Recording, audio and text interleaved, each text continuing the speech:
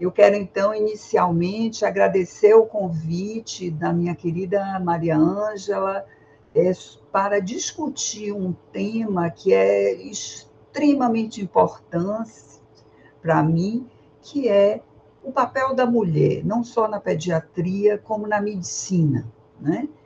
E seguramente existem várias questões aí que a gente pode discutir. Eu gostaria muito que, depois que eu terminasse de falar, de ouvir o depoimento de cada uma das pessoas que estão aqui presentes. Nós sabemos que o que, que a mulher quer, o que, que a mulher médica quer, o que, que a mulher pediatra quer. As mulheres querem estar ao lado dos homens. Elas não querem estar nem na frente, nem atrás. Elas querem estar do lado dos homens, né? Ter as mesmas oportunidades, porque elas têm semelhantes potencialidades. Nós sabemos que ao longo dos anos, desde o século passado até o século que nós estamos, o mundo médico, o mundo pediátrico tem sofrido grandes transformações. E este ano, 2024, é o primeiro ano onde entram mais mulheres no curso médico do que homens. Em 2024, isso foi identificado. Claro que há especialidades onde existem mais mulheres. A pediatria é uma delas, a ginecologia e obstetrícia é outra, a dermatologia é outra, a genética é outra, a endocrinologia é outra, e a maioria das especialidades médicas ainda estão com os homens. Vocês imaginem que eu me formei na Universidade Federal da Bahia, onde eu fiz a minha residência, o mestrado, o doutorado, fui fazer o pós-doutorado na França e na Bélgica, voltei para a Bahia, montei o serviço de gastroenterologia pediátrica nessa universidade, começamos a fazer aqui a residência em gastroenterologia pediátrica, e ao longo desses anos temos feito muitos trabalhos em conjunto com outras áreas da gastroenterologia, da hepatologia e da nutrição pediátrica de vários estados do Brasil, com trabalhos, lançamentos de livros, mas penso que Maria Ângela me convidou exatamente porque eu sou a primeira e a única mulher que chegou à presidência da Sociedade Brasileira de Pediatria. Então, nós temos uma sociedade onde mais de 70% dos sócios são mulheres. E durante todo o período, a sociedade hoje já tem cerca de 115 anos, uma sociedade centenária, portanto, que pela primeira vez teve uma mulher como presidente no período de 2016 a 2022, em duas gestões.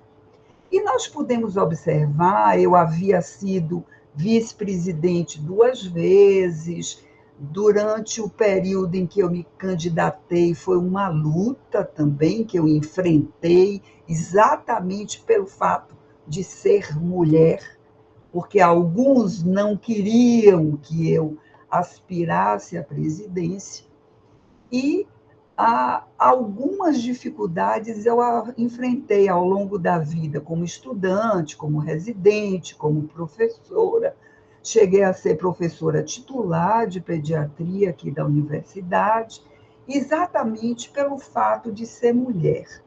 E nós sabemos que as mulheres enfrentam muitas dificuldades. Por conta disso, desde a minha presidência, nós temos conversado e temos colocado em prática um levantamento das dificuldades das mulheres pediatras, sobretudo em assumir papéis de liderança. E agora, como vice-presidente da Associação Médica Brasileira, também como primeira vice e primeira mulher a ocupar esse cargo, nós estamos fazendo um trabalho de ouvir as diversas especialidades médicas sobre as dificuldades que as mulheres enfrentam. Então, nós sabemos que, como eu disse inicialmente, as mulheres querem ter as mesmas oportunidades que o homem tem. Mas em vários depoimentos nós temos ouvido que desde a graduação médica existe um pouco de preconceito, a depender do lugar, a depender da especialidade, a depender da disciplina, onde os homens ainda são privilegiados nas escalas de plantão, nas salas dos centros cirúrgicos, onde os homens são privilegiados em determinadas especialidades mais masculinas, nas áreas cirúrgicas, nas áreas ortopédicas e, sobretudo, nos lugares de liderança. Nós sabemos que nas sociedades estaduais de pediatria, as mulheres já têm ganhado, não é, uma perspectiva diferente, porque a mulher, nós sabemos que ela trabalha muito. Então, em várias sociedades estaduais, as mulheres têm ocupado já papéis de liderança. Mas nas grandes sociedades brasileiras, onde existe a questão do poder, tem sido difícil os homens cederem o lugar às mulheres. Vocês podem ver que, mesmo nas especialidades onde existem mais mulheres do que homens, né, nós temos, muitas vezes, nos congressos, nas comissões que decidem, nas lideranças nas sociedades, um número maior de homens do que mulheres. Isso é cultural no nosso país, na nossa história, e nós ainda não atingimos o que buscamos, como já acontece em muitos países desenvolvidos, né? Onde a mulher assume com mais facilidade os papéis de liderança. Nós sabemos que existem algumas dificuldades, que os homens não se acostumaram ainda. Existem companheiros e maridos que apoiam a ascensão da mulher, mas existem companheiros e maridos que criam dificuldades para que a mulher possa galgar algumas posições de liderança, porque alguns companheiros dividem o trabalho doméstico, cuidam dos filhos, mas existem alguns outros que ainda acham que esses são papéis exclusivamente da mulher, né? Nós temos ouvido, como eu falei, depoimentos bastante interessantes, desde provas de residência, entrevistas de trabalho, onde a mulher, às vezes, não é respeitada, ela não é ouvida. Nós sabemos que existem microagressões, não é? Onde os homens, às vezes, cortam a palavra da mulher ou não ouvem o que ela tem a dizer, e, às vezes, isso faz com que a mulher se rebaixe. Por outro lado, nós sabemos também que existe, em algumas circunstâncias, a competição entre algumas mulheres, né? E que isso tem sido demonstrado muitas vezes, e que a gente sabe que as mulheres precisam se apoiar, elas precisam desenvolver uma atividade que é chamada de sororidade, que é exatamente o apoio que existe entre as mulheres para que umas possam apoiar a outra, em vez de competirem entre si, colaborarem entre si. Então, muitas vezes, a gente vê em algumas situações, em alguns serviços, em alguns hospitais, que existe essa competição entre as mulheres e que só mais tarde é que elas começam a compreender e ampliar a percepção de que isso precisa ser diferente.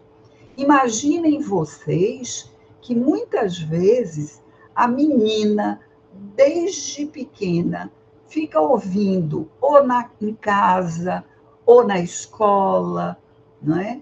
Ou nos seus grupos, entre os colegas da mesma idade, questões que podem revelar assédio, que pode revelar não só assédio sexual, mas assédio também de outras naturezas, fazendo com que as meninas fiquem mais reservadas, porque foram criadas com aquela ideia de que precisam ser boazinhas e que precisam agradar a todos.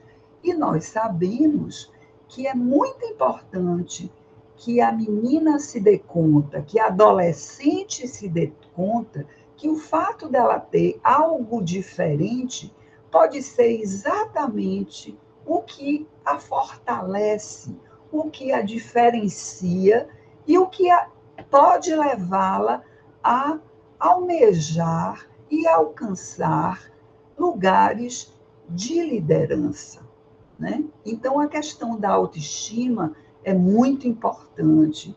Você saber quais são os seus valores, quais são os seus princípios, e que, com o seu conhecimento, que é a maior arma que qualquer indivíduo tem, você pode aspirar a desenvolver qualquer atividade e estar em qualquer lugar.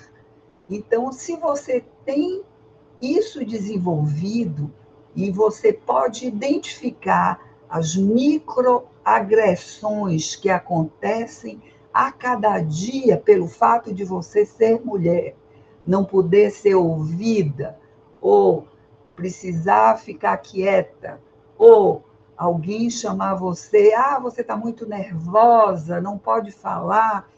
Então, essas microagressões podem, de alguma forma, fazer com que você se afaste da sua aspiração.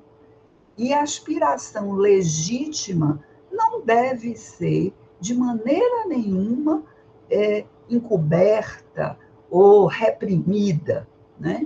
Então, é muito importante que nos serviços onde as pediatras, as médicas trabalhem junto com outras profissionais de saúde, esses assuntos possam ser discutidos e que possam ser levados para um líder ou um chefe que tenha amplitude mental e que possa dar suporte, sobretudo, às pediatras mais jovens, né? Que é exatamente esse pessoal que a gente precisa inspirar, porque com paixão e perseverança, qualquer mulher pode desenvolver a atividade que ela desejar e pode aspirar o papel de liderança.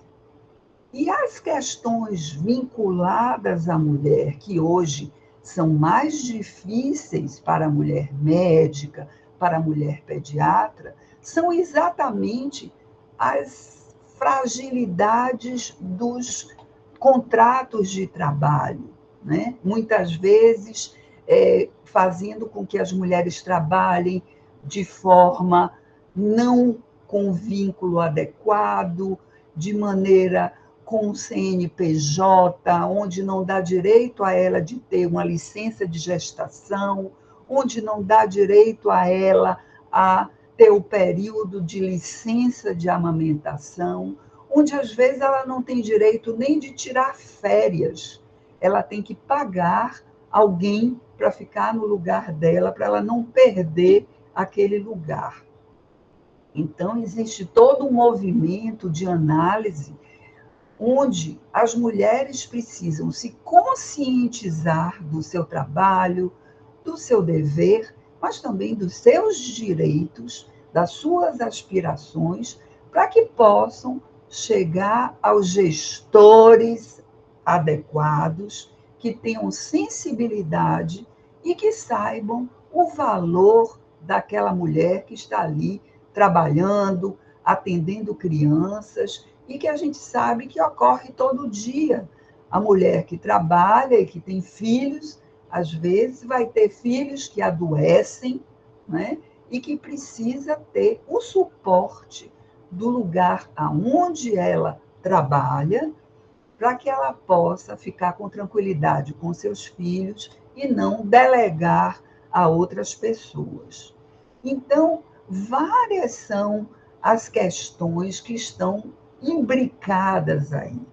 Junto disso, tem também um relato de muitas mulheres que não se deram conta, quando eram mais jovens, do assédio sexual de um professor, de um chefe ou de algum supervisor que, de alguma forma, pressionou essa mulher jovem para que ela fizesse alguma coisa em troca do seu trabalho, né?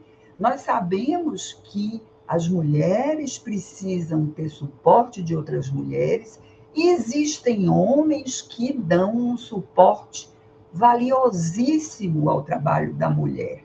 Então, esses são os homens que nós precisamos que estejam do nosso lado no trabalho, que estejam do nosso lado em casa, que estejam do nosso lado, e nós não podemos nos sentir de menos, não é? Se não temos um companheiro, se não temos alguém que nos dê suporte. Então, acho que é muito importante, mais importante do que a preocupação com a forma, com a beleza estética, eu acho que é muito importante que as mulheres se apoderem e se sintam confortáveis com o que elas trazem dentro delas.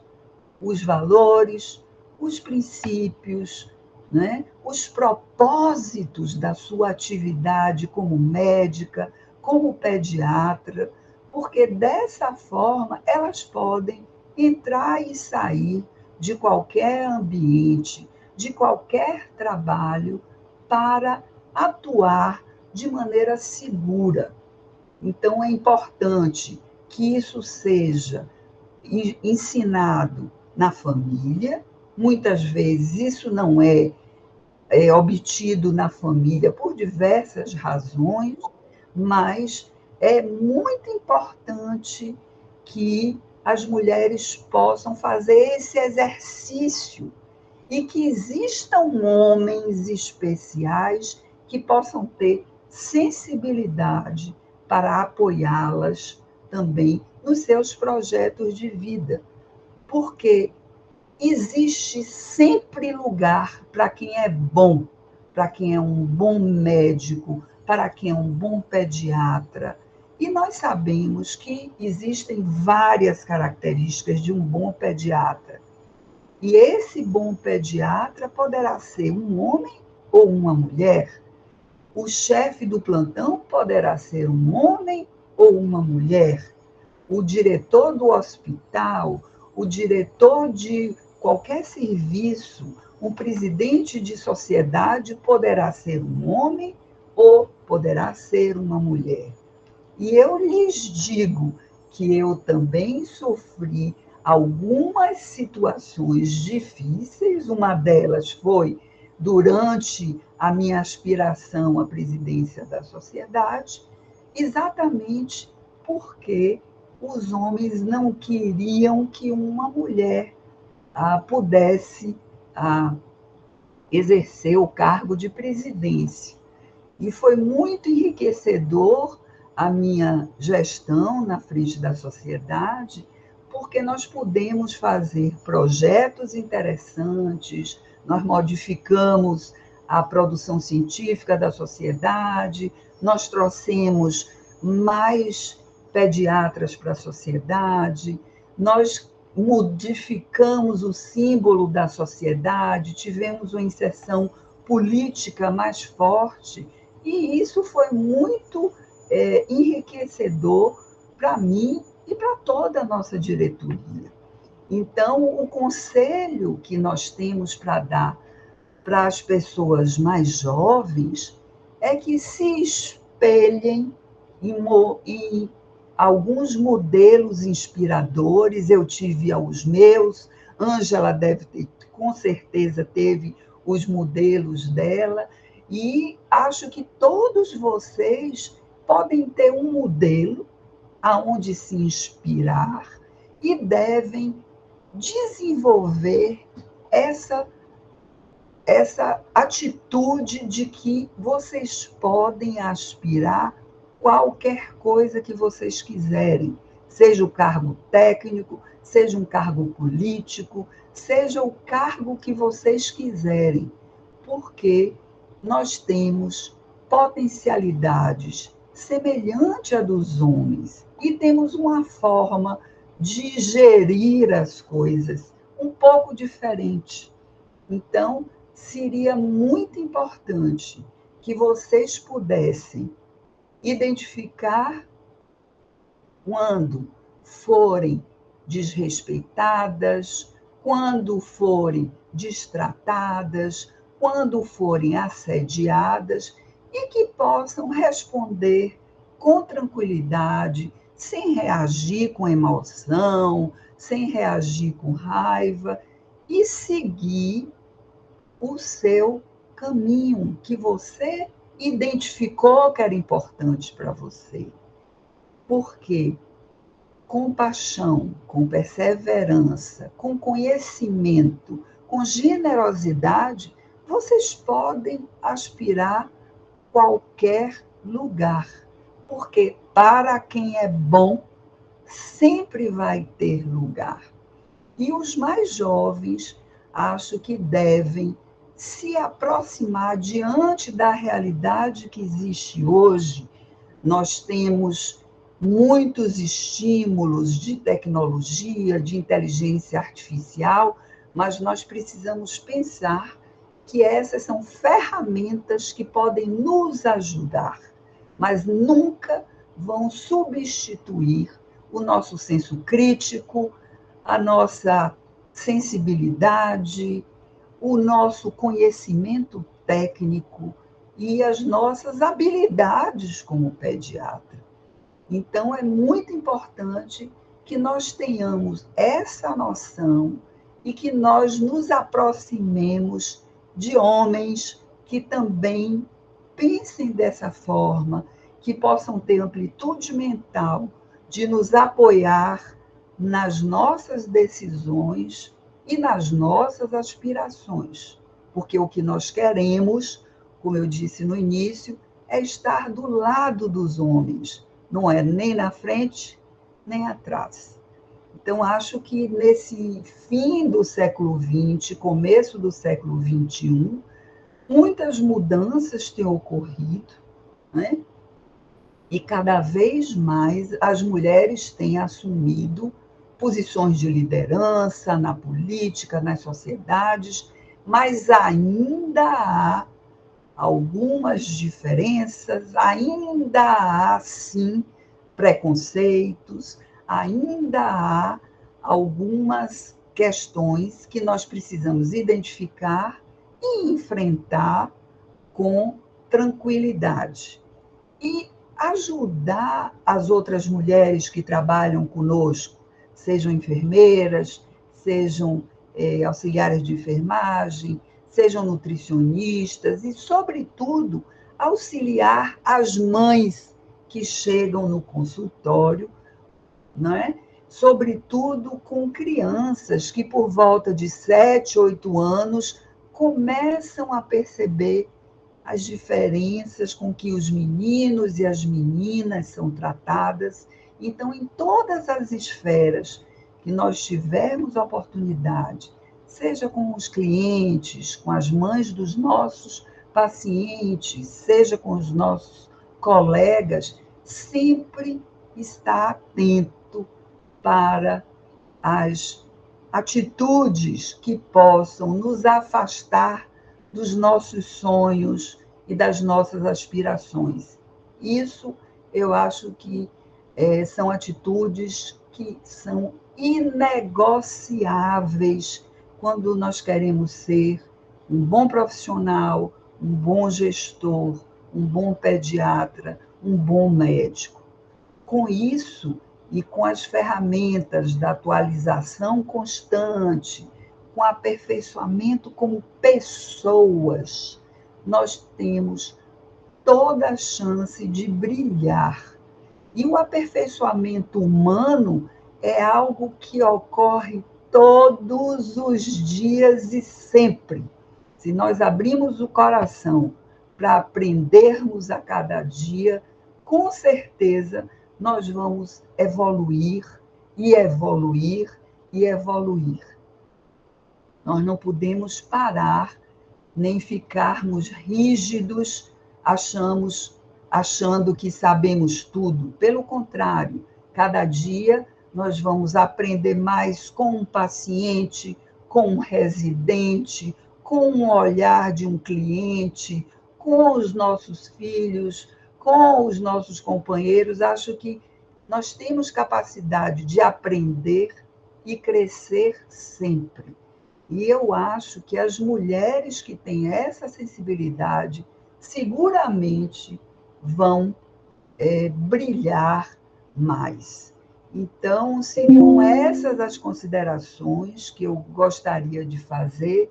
Ângela me falou que a gente podia falar durante 30 minutos, e eu gostaria muito de ouvir as considerações, as perguntas, as solicitações de vocês e até as experiências que vocês têm vivido e identificado como mulheres de dificuldades que precisam ser transpostas para que nós possamos ocupar posições de liderança e ocupar posições mais adequadas na nossa profissão, não é?